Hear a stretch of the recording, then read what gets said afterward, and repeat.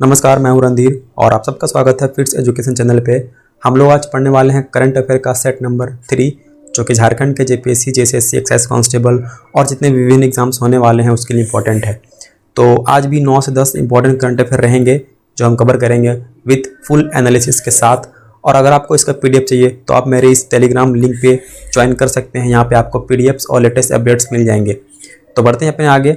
अगर अभी तक आपने हमारे चैनल को सब्सक्राइब नहीं किया है तो प्लीज़ चैनल को सब्सक्राइब कर लीजिएगा और बेल आइकन को प्रेस कर लीजिएगा। एंड अगेन, अगर आपको पीडीएफ चाहिए तो यहाँ पे इस टेलीग्राम चैनल पे ज्वाइन कर लीजिएगा। चलिए आगे बढ़ते हैं और स्टार्ट करते हैं आज का हमारा पहला सेशन का प्रश्न नंबर 1। देश का पहला सोलर सिटी कहाँ बनेगा? Very important. ये क्वेश्चन मान के चलिए कि आपका एग्जाम में आएगा ही आएगा। ठीक है, अब कौन से एग्जाम में आएगा इसकी गारंटी नहीं है, बट आएगा ही आएगा। तो देश का जो पहला सोलर सिटी है वो हमारे झारखंड के गिरिडीह जिले में बनेगा। आप देख सकते हैं यहाँ पे मैंने पेपर कटिंग भी लगा रखा है। मुख्यमंत्री का स्टेटमेंट खुद ही आया है। एक्चुअली पूरे देश में 6 शहरों को चुना गया है, जिसमें से हमारा एक जो है वो गिरिडीह जिला भी है। तो यहाँ पे हमारा जो सही उत्तर हो जाएगा option number D is the right answer, यानी कि डी जो है वो हमारा सही हो जाएगा। यहाँ पे आप देख सकते हैं गिरिडीह जिले में 87.5 करोड़ की सोलर सिटी योजना का शिलान्यास मुख्यमंत्री ने कर दिया है, यानी कि उद्घाटन हो चुकी है, काम प्रगति पे है। देश भर में 6 शहरों का चयन हुआ है, उसमें एक गिरिडीह भी है ना। और इसमें जो ये सोलर सिटी बनेगा इसमें 1 मेगावाट बिजली का उत्पादन 1 एकड़ के ज़मीन पे किया जाएगा। तो यहाँ से भी आपका ये करंट अफेयर बन सकता है दोस्तों। मैं जो इंपॉर्टेंट यहाँ पे जो साइड में पॉइंट्स बताता हूँ ना, ऐसा नहीं कि इंपॉर्टेंट यहाँ से भी प्रश्न जो है वो आपके पूछे जा सकते हैं, है ना। आपसे पूछ सकते हैं कि सोलर सिटी का जो शिलान्यास किया गया उसमें कितनी मेगावाट बिजली का उत्पादन की जाएगी। तो यहाँ पे यार ध्यान रखना है आपको, 1 मेगावाट बिजली का उत्पादन की जाएगी। ठीक है, बहुत इंपॉर्टेंट है यहाँ पे। चलिए, बहुत इंपॉर्टेंट है ये, और 1 एकड़ जमीन पे ये की जाएगी। बढ़ते हैं अपने आगे। हम सेकेंड नंबर प्रश्न हमारा है, झारखंड के किस शहर में पहला गरिमा परियोजना खुलेगा? तो गरिमा परियोजना कहाँ पे खुलेगा आपको बताना। एक्चुअली पहले ये गरिमा परियोजना को आप समझ लीजिए है क्या। ये गरिमा परियोजना यहाँ पे जो डायन प्रथा है ना झारखंड में, है ना, उसको ख़त्म करने के लिए योजना स्टार्ट की गई है। साथ ही साथ यहाँ पे बड़े बुजुर्ग हो गए, बच्चे हो गए, इनकी देखरेख के लिए या इनको किसी भी तरीके की कोई दिक्कत है तो उसके सॉल्यूशन के लिए ये जो गरिमा परियोजना है वो स्टार्ट की गई है। तो गरिमा परियोजना जो है वो झारखंड के सिमडेगा जिले में स्टार्ट की गई है दोस्तों, है ना, याद रखना है आपको। और यहाँ पे गरिमा योजना क्या है मैंने यहाँ पे लिख रखा है, आप देख सकते हैं यहाँ पे जो लिखा हुआ है कि इस योजना का उद्देश्य जिले में डायन प्रथा को खत्म करना है। तो आपसे एग्जाम में प्रश्न ऐसे पूछ सकते हैं कि गरिमा परियोजना क्या है। उसके साथ ही साथ यहाँ पे महिला, बुजुर्ग एवं बच्चों या मानव तस्करी से पीड़ित लोगों को भी रेस्क्यू की जाएगी। तो यहाँ पे ये मल्टी पर्पस के लिए ये योजना चलाई जा रही है, लेकिन मेन जो फोकस रहेगा इसका वो डायन प्रथा को खत्म करना रहेगा। चलिए नेक्स्ट देखते हैं। हमारा प्रश्न है यहाँ पे प्रश्न नंबर 3 है कि मुख्यमंत्री ने सौर ऊर्जा नीति 2020 के तहत धनबाद एवं दुमका में कितने किलोवाट क्षमता के सोलर पावर प्लांट का उद्घाटन किया है? तो यहाँ पे आप बता सकते हैं, यहाँ पे ट्वीट आप मुख्यमंत्री जी का ट्वीट देख सकते हैं। यहाँ पे इनका office of the chief minister का यहाँ से ट्वीट आया था कि 2022 नीति के तहत 600 किलोवाट। तो हमारा ऑप्शन जो हो जाएगा ये फर्स्ट वाला है ना, ऑप्शन नंबर ए जो है वो से हो जाएगा। 600 किलोवाट मेगावाट की बिजली जो है वो इस ऊर्जा नीति 2020 के तहत धनबाद एवं दुमका में, है ना, धनबाद एवं दुमका में लगाया जाएगा और यहाँ से बिजली उत्पादन की जाएगी। तो इसमें इंपॉर्टेंट क्या रहेगा हमारा कि 600 किलोवाट की जो बिजली है वो हमको यहाँ से पैदा करनी है। ठीक है, चलिए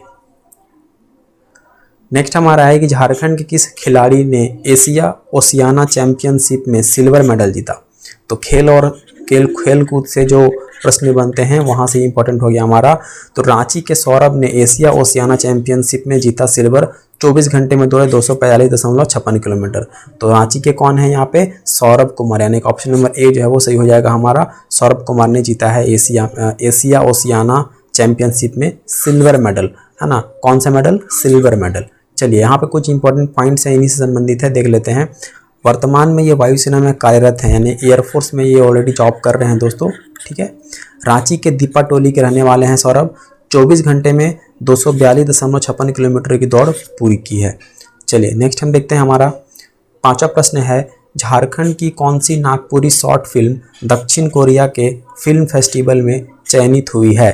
तो बहुत इंपॉर्टेंट है, सुपर इंपॉर्टेंट क्वेश्चन। ठीक है, यहाँ पे आप बता सकते हैं, यहाँ पे ऑप्शन देख के कि बांधा खेत जो है ना दोस्तों वो हमारी फिल्म जो है शॉर्ट फिल्म नागपुरी का सिलेक्शन किया गया है दक्षिण कोरिया के फिल्म फेस्टिवल में। तो अब दक्षिण कोरिया पहुंची नागपुरी फिल्म बांधा खेत, है ना। यहाँ पे देख सकते हैं पेपर कटिंग मैं जानबूझ के पेपर कटिंग यहाँ पे लगा देता हूँ ताकि आपका विजुअलाइजेशन के थ्रू भी जो बहुत सारे प्रश्न है ना वो याद हो जाते हैं, ठीक है। और आप पेपर पढ़ने का थोड़ा आदत डालें। ये सारे प्रश्न मैं पेपर से ही निकाल के लेके आता हूँ, मैं ऐसा रैंडमली कहीं उठा के आपके लिए प्रश्न लेके नहीं आया हूँ। तो ये जितने भी प्रश्न हैं वो सारे इंपॉर्टेंट हैं, है ना, सारे एग्जाम ओरिएंटेड क्वेश्चन है। फालतू का करंट अफेयर हम लोगों को नहीं पढ़ना है, जो एग्जाम पे आने के चांसेस जिनके ज़्यादा हैं वही हम लोग पढ़ेंगे। तो बांधा खेत मूवी है ना, ये जो है दक्षिण कोरिया के फिल्म फेस्टिवल में दिखाई जाएगी। अब इससे कुछ 2-3 पॉइंट्स इंपॉर्टेंट है वो हम लोग याद रख सकते हैं। जैसे यहाँ पे यह फिल्म मेलबर्न फिल्म फेस्टिवल में भी चयनित हुई थी, ठीक है। मेलबर्न और ऑस्ट्रेलिया में जो मेलबर्न शहर है वहाँ पे भी इस फिल्म का चयन हुआ था। और इसके जो एक्टर हैं वो हैं अभिनेता अनुराग लुगुन, है ना, ये है अभिनेता अनुराग लुगुन, मुख्य किरदार में हैं। और इसके जो डायरेक्टर हैं दोस्तों, निर्देशक हैं वो हैं पुरुषोत्तम, जिनको हम लोग शॉर्ट में NPK भी बोलते हैं, ठीक है। तो ये 3-4 पॉइंट यहाँ से आपको याद रखने हैं, ठीक है। चलिए नेक्स्ट हम लोग देखते हैं अपना करंट अफेयर। चलिए नेक्स्ट है, नई सोलर नीति के तहत राज्य में किस वर्ष तक 400 मेगावाट सौर ऊर्जा का लक्ष्य रखा गया है। तो बताना है आपको यहाँ पे कब तक रखा गया है, तो 2027, है ना। ऑप्शन नंबर बी जो है वो से हो जाएगा। 2027 तक हम लोग झारखंड में जो है वो 400 मेगावाट बिजली का सौर ऊर्जा यानी कि सोलर एनर्जी की बात हो रही है यहाँ पे, ठीक है, सोलर एनर्जी। चलिए, इस योजना के तहत घरों में सोलर संयंत्र लगाने पर 80% तक की छूट दी जाएगी। तो अगर आप सोलर पैनल लगाते हैं अपने घर के ऊपर तो आपको 80% की सब्सिडी दी जाएगी दोस्तों, ठीक है। चलिए नेक्स्ट हमारा है प्रश्न नंबर 7 है। अगर वीडियो अच्छा लग रहा हो दोस्तों तो प्लीज़ चैनल को सब्सक्राइब करके लाइक कर दीजिएगा और साथ ही साथ वीडियो को शेयर कर दीजिएगा अपने दोस्तों के साथ। और यहाँ पे आपको साइंस, है ना, कंप्यूटर, झारखंड और करंट, फिलहाल के लिए 4 टॉपिक में कवर कर रहा हूँ। जैसे ही ये कवर हो जाएगा तो हम फिर हिस्ट्री, पॉलिटी और ज्योग्राफी भी स्टार्ट कर देंगे, ठीक है। तो एग्जाम से पहले मेरा कोशिश रहेगा कि हम इस टॉपिक को कवर कर लें ताकि एग्जाम में आपको जो है वो दिक्कत ना हो और आपका एक बेस बन जाए और आप अच्छा स्कोर कर सके एग्जाम में, ठीक है। चलिए नेक्स्ट हमारा जो प्रश्न है देख लेते हैं यहाँ पे, इसको मैं रफ कर लेता हूँ। चलिए नेक्स्ट है, झारखंड के किस जिले में मुख्यमंत्री ने एक डेयरी प्लांट की स्थापना की है, ठीक है, उद्घाटन की है। तो यहाँ पे बताना है आपको, तो ये है हमारा साहेबगंज, ठीक है। साहेबगंज ऑप्शन नंबर डी जो है वो हमारा सही उत्तर हो जाएगा। साहेबगंज जिले में डेयरी प्लांट यानी कि जो दूध उत्पादन से जो प्रोडक्ट बनते हैं ना दोस्तों, मिल्क प्रोडक्ट जो होते हैं उसको हम लोग बोलते हैं डेयरी प्लांट। यहाँ पे आपके बहुत सारे दूध, दही, लस्सी, ये सब पनीर वनीर बनते हैं डेयरी प्लांट में। तो इसका उद्घाटन साहेबगंज में हुआ है और मुख्यमंत्री ने स्वयं किया है। तो ये क्वेश्चन हमारे लिए इंपॉर्टेंट हो जाता है। चलिए नेक्स्ट हमारा प्रश्न है, झारखंड की सबसे कम उम्र की विधायक कौन है जिसने मांडर, है ना, ये मांडर होगा, मांडर विधानसभा क्षेत्र से उपचुनाव जीता है। तो देखिए मेरे पिछले वाले करंट अफेयर में मैंने बताया था आपको कि झारखंड की सबसे कम उम्र की जो विधायक थी वो थी अम्बा प्रसाद, ठीक है। बट अब थोड़ा सा आपको अपडेट कर लेना है अपने आप को। अम्बा प्रसाद अब नहीं रही हैं, अब हो गई हैं आपकी ऑप्शन नंबर डी शिल्पी नेहा तिर्की। ये जो यहाँ पे आपको फोटो में दिख रहा है ये मांडर विधानसभा क्षेत्र से विधायक बनी है। अब बोलेंगे अभी तो चुनाव हुआ नहीं है, तो भाई बाईपोल हुआ है ना। बाईपोल का मतलब होता है ना कि जब किसी विधानसभा क्षेत्र से किसी विधायक की मृत्यु हो जाती है या किसी संसदीय क्षेत्र से सांसद की मृत्यु हो जाती है तो वहाँ पे सीट वैकेंट हो जाता है और चुनाव आयोग फिर से चुनाव करवाती है। तो बाईपोल में जो है यहाँ से ये विधायक बनी है, ठीक है। तो सबसे कम उम्र की विधायक बनी शिल्पी सिंह नेहा तिर्की, ये बंधु तिर्की की बेटी हैं, ठीक है। तो ध्यान देना है आपको यहाँ पे कि अम्बा प्रसाद अब नहीं होगा, इसलिए मैंने यहाँ पे अम्बा प्रसाद भी रखा है। बहुत लोग अम्बा प्रसाद को टिक कर दिए होंगे, नहीं, अम्बा प्रसाद पहले थी, अब कौन बन गई हैं, अब बन गई हैं शिल्पी नेहा तिर्की। और इनका विधानसभा क्षेत्र कौन सा है, मांडर विधानसभा क्षेत्र है। ये इंपॉर्टेंट है, मांडर विधानसभा क्षेत्र। यहाँ पे आप एग्जाम में पूछ सकते हैं ये कौन से विधानसभा क्षेत्र से विधायक हैं, मांडर विधानसभा क्षेत्र से, ठीक है। अब झारखंड में अगर हम बात करें दोस्तों तो झारखंड में यहाँ पे कुल विधानसभा सीट जो है 82 है। अब बोलेंगे बस सर कुल तो 81 है। देखिए 81 जो है ना वो निर्वाचित सदस्यों की संख्या है दोस्तों। मैंने क्या पूछा है आपसे, मैंने पूछा है कुल। तो कुल जब हम बोलते हैं ना तो 81 + 1 हम ऐड कर देते हैं। 1 जो ये होते हैं ये एंग्लो इंडियन एक होता है ना। आपको मालूम होगा कि हर एक विधानसभा में एक एंग्लो इंडियन का सीट फिक्स होता है जिसको राज्यपाल जो है वो मनोनीत करते हैं। तो यहीं पे एक हम ऐड कर देंगे तो हमारा कुल जो होगा वो 82 हो जाएगा। अगर मैं ऐसे आपसे क्वेश्चन पूछता कि झारखंड में कुल निर्वाचित सदस्यों की संख्या कितनी है तब आपका उत्तर आना चाहिए था 81, ठीक है। तो यहाँ पे झारखंड में जो है 82 विधानसभा सीट हैं और यहाँ पे झारखंड में लोकसभा की सीट अगर हम बात करें तो 14 है और राज्यसभा की सीट बात करें तो 6 है। अब मैं एक प्रश्न पूछता हूँ आपसे, आप मुझे कमेंट करके बताइएगा कि झारखंड में सांसद कितने हैं, झारखंड में सांसदों की संख्या कितनी है। ठीक है, झारखंड में सांसदों की संख्या कितनी है, ये आप मुझे कमेंट करके बताएंगे दोस्तों। चलिए नेक्स्ट हमारा प्रश्न है, और आज का अंतिम प्रश्न जो रहेगा यह है, ग्रामीण जलापूर्ति के लिए जल जीवन मिशन के तहत कितने करोड़ रुपए राशि आवंटित की गई है। तो जल शक्ति मिशन जो एक हमारा चल रहा है, एक जल मंत्रालय ही बनाया गया है आपको, जिसके जो मिनिस्टर हैं सेंट्रल गवर्नमेंट में गजेंद्र सिंह शेखावत। ठीक है, तो जल शक्ति मंत्रालय के तहत झारखंड में कितने करोड़ रुपए की राशि आवंटित की गई है।